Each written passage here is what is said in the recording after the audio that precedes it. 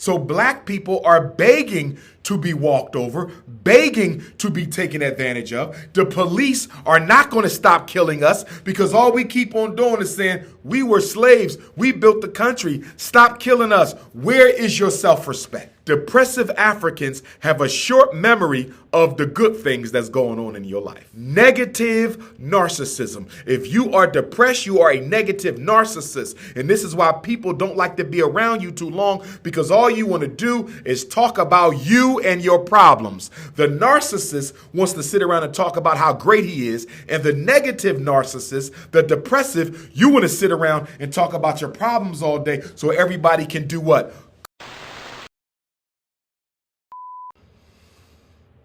Peace and Pan-Africanism. This is your big brother, King Kong Consciousness, Dr. Ifa Tunde.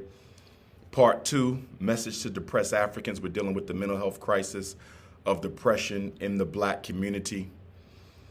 Another issue that depressive people have, they have an external locus of control.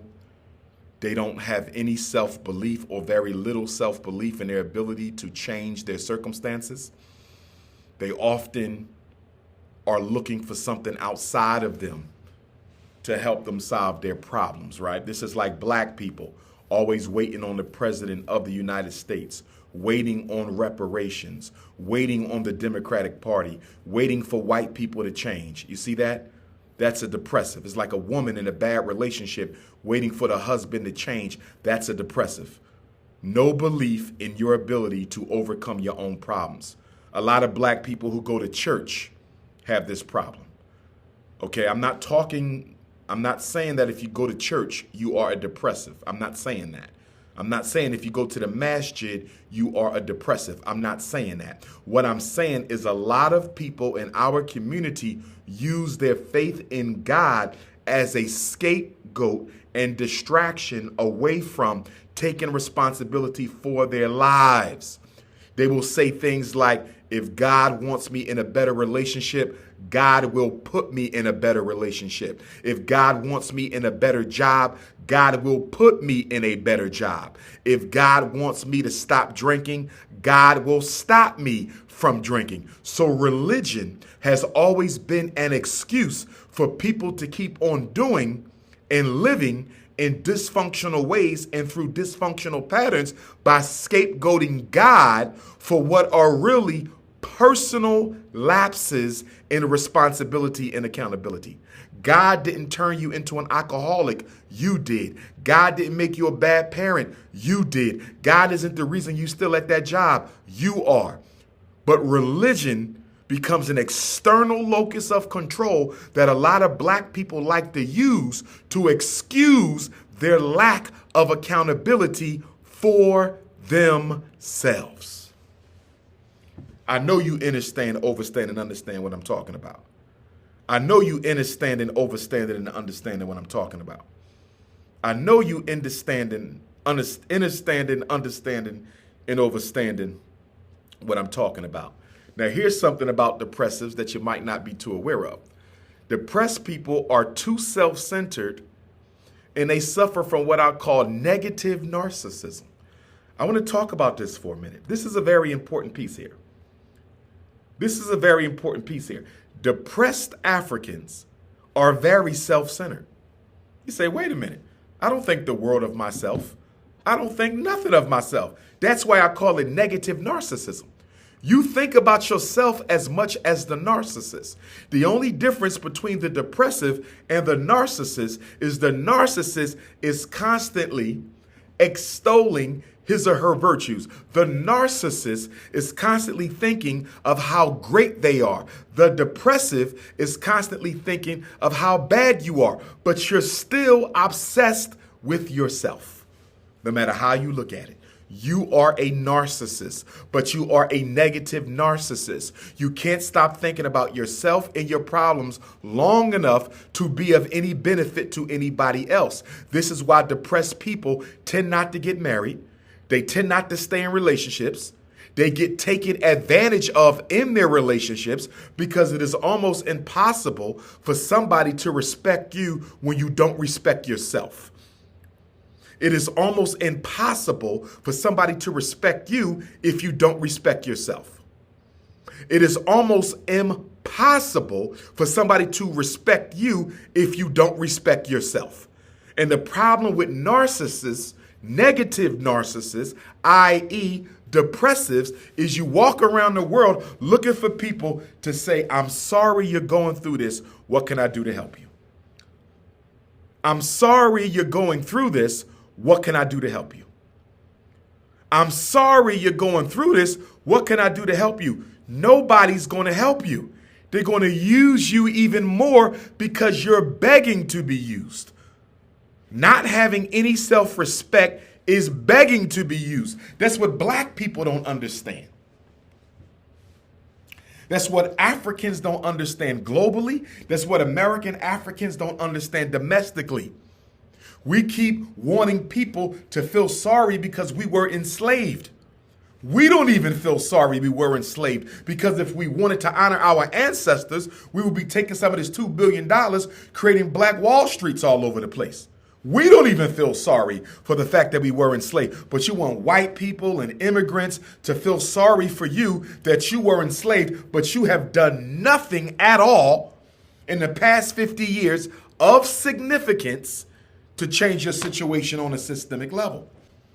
So black people are begging to be walked over, begging to be taken advantage of. The police are not going to stop killing us because all we keep on doing is saying, we were slaves, we built the country, stop killing us. Where is your self-respect? Marrying white girls, where is your self-respect? Blonde head of hair, where is your self-respect? All this money on Nike and Gucci and Louis, where is your self-respect? Nobody's going to respect you until you respect yourself.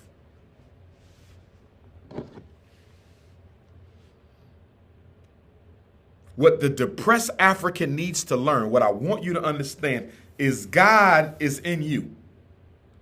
But the devil is hiding God from you. I said God is in you, but the devil is hiding God from you. I said God is in you, but the devil is hiding God from you.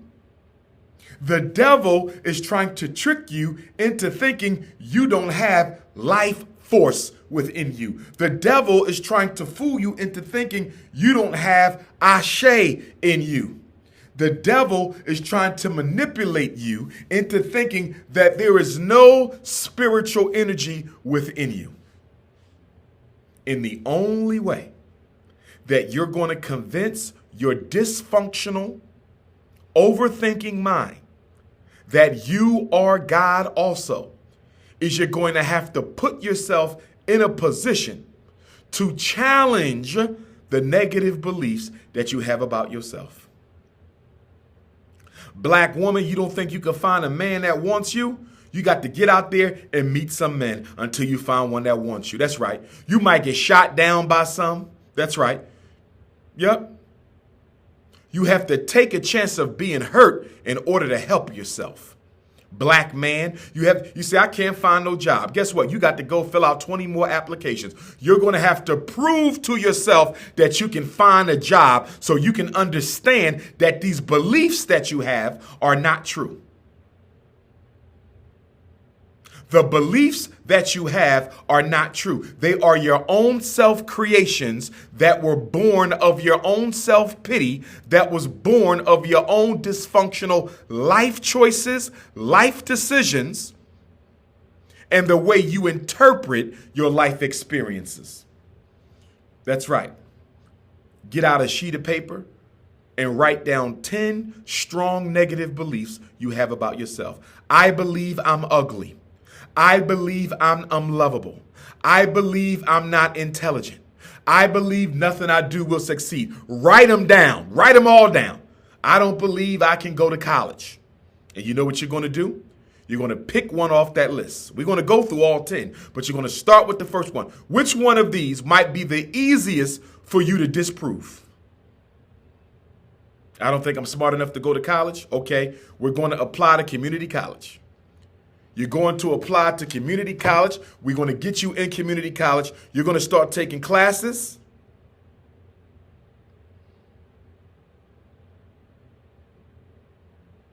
We're going to start taking classes.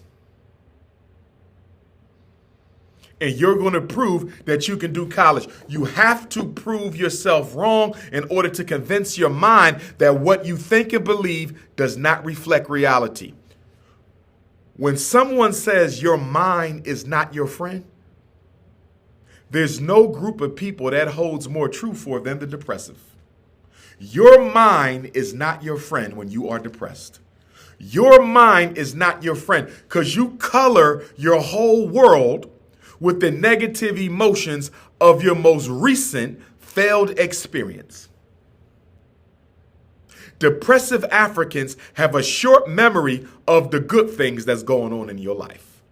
I said depressive Africans have a short memory of the good things going on in your life. You probably have healthy children, some people in your family who love you, a couple close friends, your legs working, your arms working, you got your 2 eyes, you got your 2 ears, you got your nose. Do you know we got deaf Africans? You can hear. We got blind Africans. You can see. And that's another problem with depressives. You tend not to value the good in your life. You overlook all the good and you will magnify one pathetic bad. That is another dysfunctional thought pattern of depressed black people. Your life might be better than 90% of black people or better than 50% of black people. It may not be all peaches and roses, but you got a lot to be thankful for. You ain't in no wheelchair. You ain't missing no leg. You ain't missing no arm. You got a lot to be thankful for. You ain't got no permanent degenerative disease.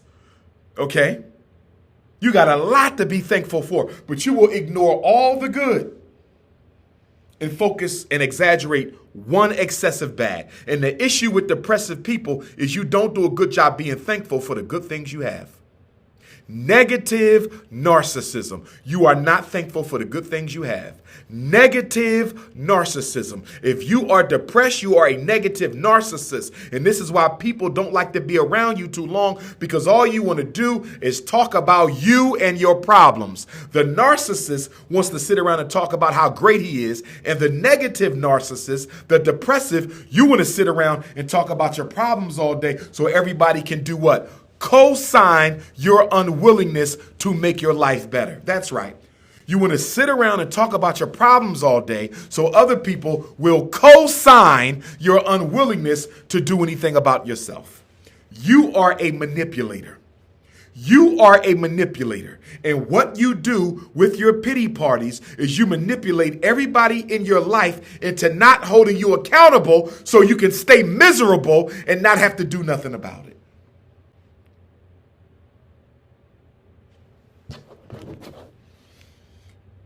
Is this making sense to you, brothers and sisters?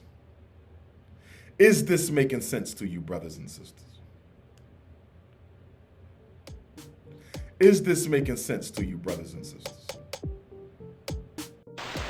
Can somebody please give me the mathematical equation that the pretendian nation is using to arrive at the conclusion that since they have 1 or 2 or 3 or 4 Native American ancestors, they are 100% Native American? Can somebody help me understand what is the mathematical equation?